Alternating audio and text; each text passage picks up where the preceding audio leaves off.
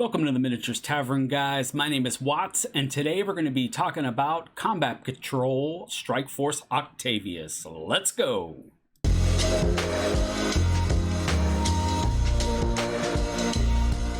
So let's jump into Strike Force Octavius.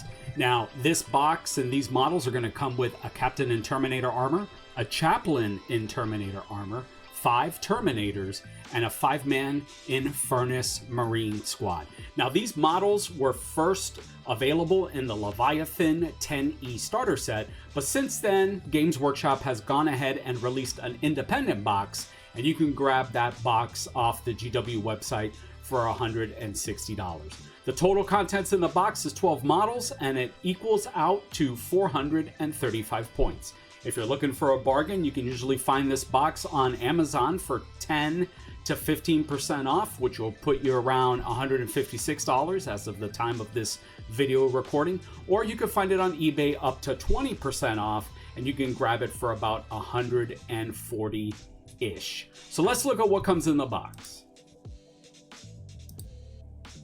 So as you can see here, we have Captain Octavius, and this model is equipped with a Stormbolter and a relic weapon. We have Librarian Tantis, and he is equipped with his Psychic Power Smite, a Stormbolter, and a Force weapon. You have a 5-man Terminator Squad. The Sergeant can be equipped with a Power weapon and a Stormbolter, and then you have the 4 other Terminators in the squad, and one can be equipped with an assault cannon. And I highly recommend you take that assault cannon. We're going to talk about why later in the video. So let's go ahead and take a look at the Army rules, abilities, and enhancements for Strike Force Octavius. Your Army rule or your ability is going to be Oath of Moment. And that means that at the start of your command phase, you can select one unit from your opponent's army, and until the start of the next command phase, that unit is going to be your Oath of Moment, and it's going to allow you to re-roll the hit roll. You can also take 2 enhancements on your captain, who has to be your warlord in Strike Force Octavius. The first enhancement is called Champion's Duelist, and that's going to give his melee weapons the precision and lethal hits abilities. This is a very powerful enhancement, especially if you want to go kill characters, or if you want to skip the roll to wound. Lethal hits automatically wound the target. Or you're going to have the enhancement Oathsworn Determination. And this is going to improve the objective control characteristic of models in the bearer's unit by 1, which means that if you stick your captain with a squad of 5 Terminators, that whole squad is going to have OC2. It's going to give you a total of 12 objective control points, and that's going to be really strong in holding objectives. So I guess before you pick an enhancement, you're going to have to decide whether you want to be a more attacky or offensive army, or if you want to be a more defensive and screening army. So choose that and then choose your enhancement. Next, we're going to take a look at the secondary objectives, which is how you score points in Combatpatrol, and some stratagems, which are going to be special abilities that you're going to be able to spend command points on to give your army an advantage during the battle. You can choose 2 from 2 secondary objectives. The first secondary objective is called Wrath of the Emperor, and at the end of the phase, you score 2 victory points if your captain model destroyed 1 or more enemy models in that phase. Or you could take Shock Tactics. At the end of each player's turn, you score 5 VP if you control 1 or more objective markers that your opponent controlled at the start of that turn. So you can start to see here how picking the enhancement is really going to play into helping with your secondary objectives. Again, the first secondary objective is going to be very offensive. The second secondary objective is going to be defensive.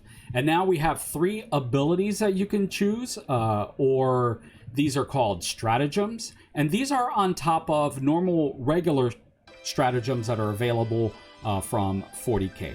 So let's take a look at the first one. The first one is called Gene Rot Resilience, and what that's going to do to you is at the end of the phase, each time an attack targets your unit, if the strength characteristic of that attack is greater than your unit's toughness characteristic, you're going to subtract 1 from the wound roll. Now, it's important that you know that you can choose this stratagem during your opponent's shooting phase or the fight phase just after an enemy unit has selected its targets. So if your opponent selects one of your units as a target, you can spend 1 command point and you can take this stratagem. The next stratagem is called Veteran Instincts, and until the end of the phase, each time a model in your unit makes an attack, you can re-roll a wound roll of 1, and if that attack targets a monster or a vehicle unit, you can re-roll the entire wound roll instead. So this is a very powerful, especially if you're up against an opponent that has maybe some monsters or some vehicles. First thing that comes to mind is the Tyranids. They have a few monsters in their combat patrol, or an army like the Black Templars that get an Impulsor, or maybe the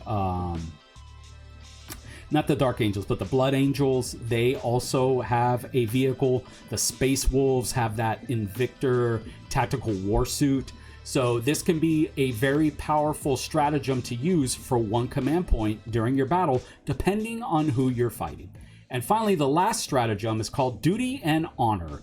And what that's going to do for you is that objective marker remains under your control even if you have no models within range of it until your opponent controls it at the start or end of any turn. Now, in layman's terms, or in the 40k world, this is usually referred to as sticky objectives. And what that's going to allow you to do is it's going to allow you to spend 1 command point, and it's going to allow you to sticky that objective. And this is probably super important and a really important stratagem, because you have to realize that in Strikeforce Octavius, you do not have any battle line units. There are no units that have the keyword battle line, which means that during games of Combat Patrol, you don't have units that can automatically sticky those objectives. It's going to cost you 1 command point to do so.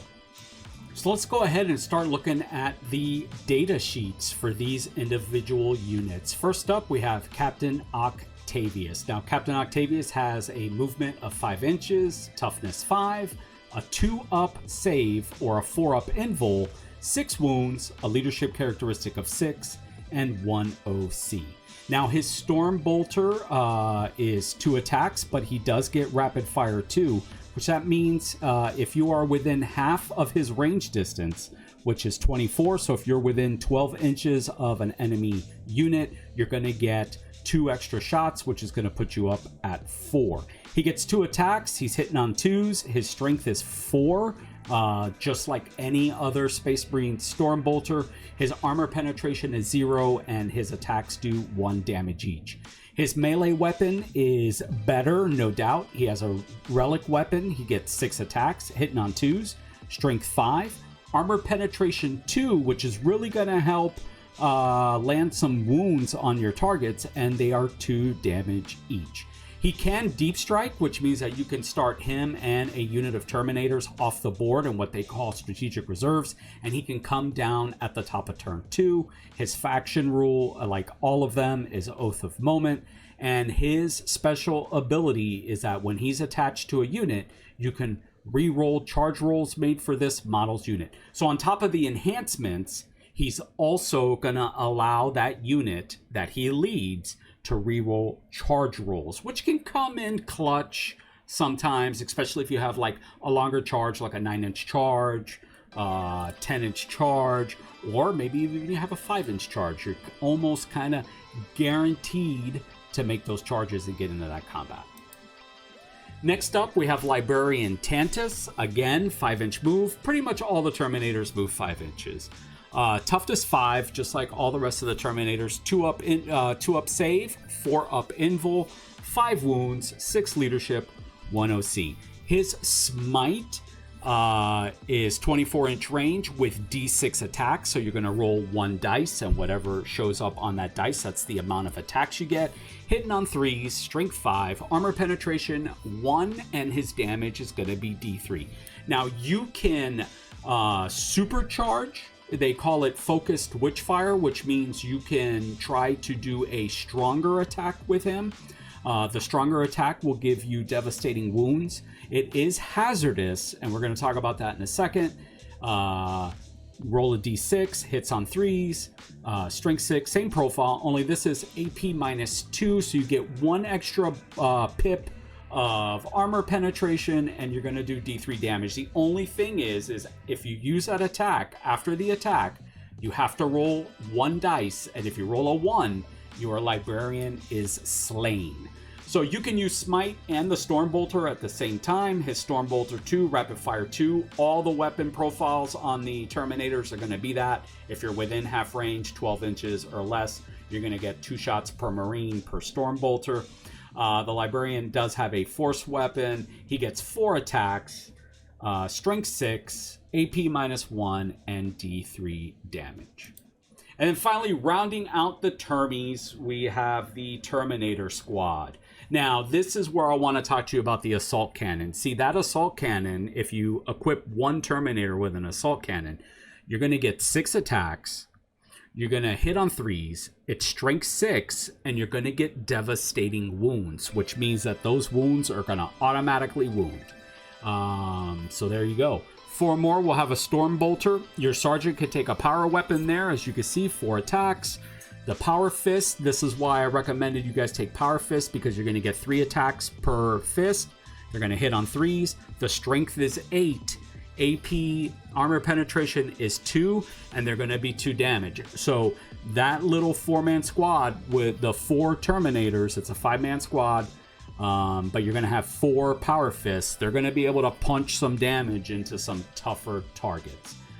Their action, their core ability, again, just like any Terminator, is Deep Strike. You could start them off the board, bring them in at the top of turn 2, but they also get Fury of the Fist, which means each time a model in this unit makes an attack that targets your Oath of Moment target, you're going to add 1 to the hit roll. So you're basically hitting on 2s if you're attacking your Oath of Moment target.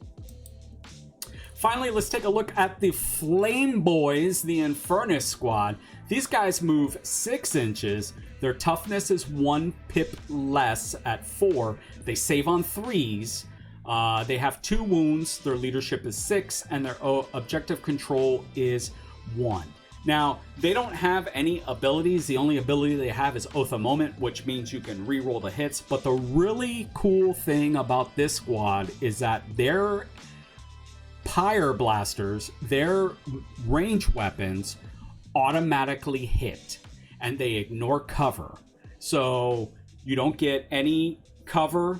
You don't have to roll a wound. You just roll 1 dice for each model. There's 5 of them. You add all of those up and you go right to the wound roll. You compare strength with toughness. You go right to the wound roll. This is going to be your clutch unit in Combatpatrol for firing Overwatch. You want to use this squad for firing Overwatch because they're going to automatically hit. Remember, when you roll Overwatch, you can only score a hit if you roll a 6, but these guys are going to bypass that and they're going to automatically hit. Yes, their weapon is only 1 damage, but hey, if you got, if you got 15, 20 hits coming in, that's 15 to 20 damage and 15 to 20 saves that your opponent's going to have to make. So these are really clutch for Overwatch and for holding an objective. Finally, guys, we're going to do a mini SWAT analysis, a breakdown. I'm going to go over the strengths, the weaknesses, the opportunities, and the threats of Strike Force Octavius. The strengths are the Terminator's Deep Strike ability. So just to clarify, you can start these off the board in strategic reserves, and in turn 2, at the end of your movement phase, you can bring them on the board and they can set up anywhere on the board within 9 inches of an enemy model. You also have a teleport Homer beacon that comes with these guys, and what that allows you to do is that allows you to bring them in at the point of the beacon. You have to be 3 inches away or wholly within 3 inches of the beacon, and you can use rapid ingress, that stratagem, for 0 CP. The Terminators are durable. They have 2-up saves, they have 4-up invuls, so they're pretty durable, and they are good in melee combat. So you've got some units in the Terminators, the Captain, the Librarian, and the Terminator Squad that are durable, and they're good in melee combat. Now, I didn't mention this earlier, but I'm going to mention it right now as kind of a side note. The Librarian's ability gives your unit lethal hits. So you really have a decision to make whether you want to bring the captain that has that enhancement. He's going to have precision, he's going to have lethal hits on his melee weapon, or he's going to give you guys one more pip of object control, or if you want to pair and lead with the Librarian. When I play this Combat Patrol, I usually throw the Librarian in leading the Terminators for lethal hits, because that's both on ranged and melee weapons, and then I run the captain as a separate unit. Some weaknesses of the army are they are slow to move. The Terminators are only going to move 5 inches at a time. Remember, if you advance them, you're not going to be able to shoot. So they're pretty slow, sluggish across the board. The Inferno Squad is squishy. They can definitely pump out tons of damage, but the minute you first shoot with them and your opponent realizes what they're capable of doing, they're going to make a beeline right to that unit, and they're going to try to wipe them out. They are squishy. They save on 3s, and you might not think that that's a big deal, but the difference between saving on a 2 with a 4-up invul and saving on a 3 with no invul is huge, so you're going to lose a lot of models. Another weakness is just the limited number of models that you get in the box. For some reason, Games Workshop thought that it was a good idea to put 12 models in this box. You're going to be going up against maybe some other Combat Patrol units that have 17 models, 20 models, maybe even 30 models. So the limited number of models is kind of a drawback. And finally, no battle line units. Like I said, intercessors can have sticky objectives as an ability. In Combat Patrol, battle lines can sticky objectives. You don't have any units that are tagged or keyworded as battle line. So to hold objectives in order to move off of them, which you're going to have to because you only have 12 models, it's going to cost you a command point. Opportunities with this army, you have strong Overwatch with that Inferno Squad. Like I said, you're going to roll 5 dice and you're going to add those up, and those are the number of hits. They hit automatically.